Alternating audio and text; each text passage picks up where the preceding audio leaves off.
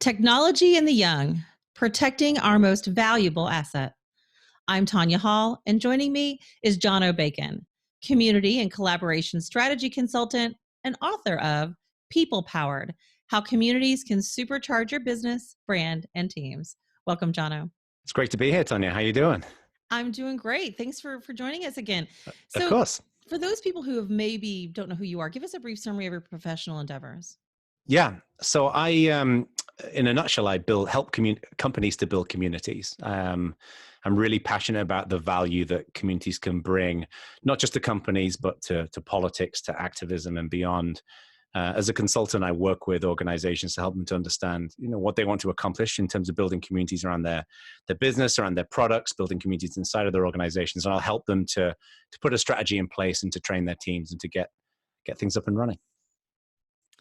So I want to talk to you about this. This is an important topic in technology, and Okay. it's something that we don't talk about that often. But it's about the most precious thing that we have. That I mean, the news is packed with stories of digital disruption, the newest smart device, the latest data Yep. breach.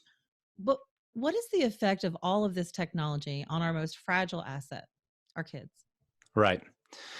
Yes, it's been interesting watching this because Google and Apple, for example, they launched their digital wellness initiatives, and there's been various studies around the impact of screen time, not just on kids but also on parents as well, and kids reporting that their parents are addicted, and parents reporting that their kids are addicted.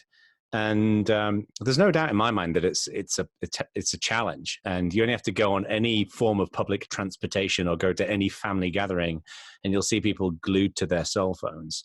To me, I think what's going to happen here is we're going to see a bit of a sea change in this, particularly with younger generations, where in the same way that today, in many parts of the world, it's completely normal to focus on recycling, on exercise, on eating well, and those kinds of healthy habits. I suspect that screen time is also going to be an element of this, where people are going to see this as kind of a social element that they want to aspire to, that they're not going to be wedded to their screens all the time. I think it's going to, in some ways, become a little bit of a stigma. It'll take a while to get there, but younger generations are increasingly healthy. They're very conscious of their health, and I think they're aware of this as being a challenge. The tricky thing to me is it's not just being wedded to a screen. It's also, for example, how people are utilizing things like social media. And there's a whole set of elements that kind of feed into that as well. So, at what age should children be introduced to various tech gadgets and services? And can parents manage tech introduction and usage if all the children see and grown-ups around them is a focus on screens and devices? Yeah. In terms of what age that should be, I don't know, to be honest with you. I mean, my wife and I have a 7-year-old, and he's already asking for a phone, and I thought, oh, I can be smart here. We'll get him an iPod Touch, which looks like a phone, but it's actually, doesn't have a phone in it. It's just a glorified tablet. But most of the parents who I've spoken to, they tend to introduce phones to their kids at around 9 or 10 years old. But they've got screens, and they've had screens for a while. So, we got our son, for example, a Amazon Fire, like the kids version. And it's a great little device, and it supports like learning, and he reads books on it and all the rest of it. And I think that's okay. To me, it's not so much the type of device that they get. It's more that they have it in moderation. Like Nintendo have done a really good job, for example, with their Nintendo Switch, where they've got a phone app, where you can set alarms that can limit the amount of playtime that kids have got. And it reports not just, how much they're playing, but it reports what games they're playing and things such as that. So to me, that's the right kind of approach. But I think we need to build into kids, not just, okay, you only get an hour's worth of gameplay today, but also, to your point, Tonya, not seeing their parents with their noses buried in devices constantly. And it's not just phones, it's TV, and it's smartwatches, and it's tablets as well. So, then what are the biggest advantages and even disadvantages you see to growing up as a digital native? I mean, I think one of the benefits, of course, well, I think there's a number of benefits, right? I think in many ways, it can give kids a sense of confidence that they can communicate and connect with other people around the world. And I think it can reduce loneliness in some ways. I remember when I was younger and I first started getting connected to the internet, it was a big deal. Like, I could chat to people on the other side of the planet, which was new and special back then, but it's not really new and special now. But there is also, there is many incidences of bullying and of shaming and the negative elements of when you bring a bunch of kids together into the same kind of environment. And I think one of the risks of screen time and being connected online is that people can be anonymous. We all know that it's very different when you're speaking face to face with someone compared to someone online. And I think, when kids are developing and they're developing their brains, they're developing their social skills, if you're not as aware of that, then it can seem the entirety of your connection to other human beings. And that can be risky. I just think with all of these things, you got to have good parenting, and I'm not suggesting I'm the best parent in the world, but, I think there needs to be a healthy element of saying, okay, what you see online is not necessarily reality, not just to kids, but to parents as well. There are some people who are obsessive over the way they're treated on social media or the perspective of their friends, or they didn't get enough likes, like Instagram are experimenting, for example, with hiding likes and things like that. It's all about putting this stuff in context in my mind.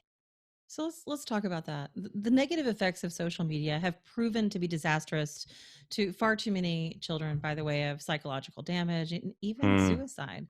Yeah. Generations ago, though, we understood the difference, right, between sticks and stones and name calling. So Right. how do we teach today's children to be resilient in the face of negative online chatter?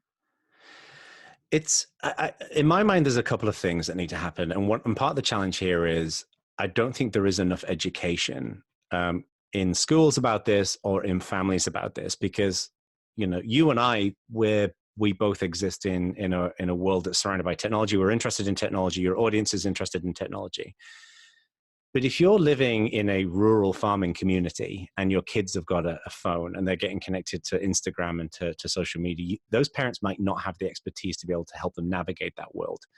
And I think there's a few elements to this. One is it's always important that we train kids to look at the intent of something, not just the words, right? So years ago, I wrote this book called Dealing with Disrespect, because a lot of my friends were getting attacked for things on the internet. Like the straw that broke the camel's back was actually a guy who was working in open source, who produced an open source project and put it out there. And then just a whole bunch of people on the internet started attacking him for producing this project. And he was writing code and giving it away for free. And he just said, that's it, screw it, I'm done. And he left the open source community and has never come back. And I wrote Dealing with Disrespect back then as an effort to try and help other people who've been through a similar experience where they do something and then but then the haters on the internet came after me. And this was really before a lot of this started happening on social media. So that book's probably a little bit out of date. But one element of this to me that's always helped me is to look at, let's not just look at the words that are coming from somebody, because many things will influence the words that we see, right? People have varying levels of sophistication in terms of communication. They come from different parts of the world. There are different age groups that play a role in this. Some people handle criticism in different ways. And I think we need to teach our kids about that. Like my son, for example, was at school about 3 months ago, and he came back and he was a little upset because this kid who's at school said something negative to him about, I forget what it was at the time. And I just said to him, why do you care what he thinks? And I don't think my son realized that he had the power to not care. I think he, at that point, was thinking, oh, this kid said something, I respect this kid and it's bad, therefore I'm bad. And I think it's useful to bit by bit and not dominate them, but to help them to realize power is only powerful if you allow people to have the power. And I think but that's a really complicated psychological premise for adults to understand, let alone for kids to understand as well. But I think there needs to be more of that. But that kind of guidance and information has not really been packaged up in an easily consumable form yet. That, yeah, sure, tech people can get that, but the broader masses can, I think, wrap their heads around. So what are some of the emerging technology issues about which parents and maybe families should be aware in the new year? I think one of the challenges that really concerns me, especially around social media, is the impact of narcissism. We're seeing this, growing climate of people being validated by the likes and the retweets and that kind of thing, which is one element. And that's dangerous in itself, because first of all, our existence is much broader than that, than just social media. But secondly, social media networks have specific algorithms. So sometimes you could post something really good that doesn't get the recognition that it deserves. And not all great things get all of that kind of recognition. So that's one element. But there is this growing narcissistic climate. And I think TikTok is a good example that's generating this, of people just posting things for effect on the internet. And I think it's really important that what we do is we're aware of that. And in the same way that when you look at news on the media, you don't just look at the news, but you look at the source of the news, right? So, for example, if you watch Fox News, you're going to get a conservative viewpoint. If you watch CNN, you're going to get a liberal viewpoint. So I think we need to be able to evaluate the content that we're consuming, and particularly being aware of that kind of narcissistic element, and helping to provide balance to that it's not just validation on the internet that validates a human being. And again, this gets back into parenting in my mind. So Good points. Jono Bacon, community and collaboration strategy consultant and author of People Powered: How Communities Can Supercharge Your Business, Brand, and Teams. Thanks for your insight, and especially as people look forward to the next year and how we can, take care of our youth. I appreciate your insight. Jono, if thank somebody you. wants to connect with you, how can they do that? Probably the best place is to go to my website, which is jonobacon.org. That's JONO. BACON.com. I used to have the .org, and I switched over to the .com. So and it's the same handle on social media as well. So where I'm hopefully not being massively narcissistic. So Good point. Well, we'll all try to focus on that. And if you guys want to find more of my interviews, you can do that right here, or go to tonyahall.net. Thanks for watching.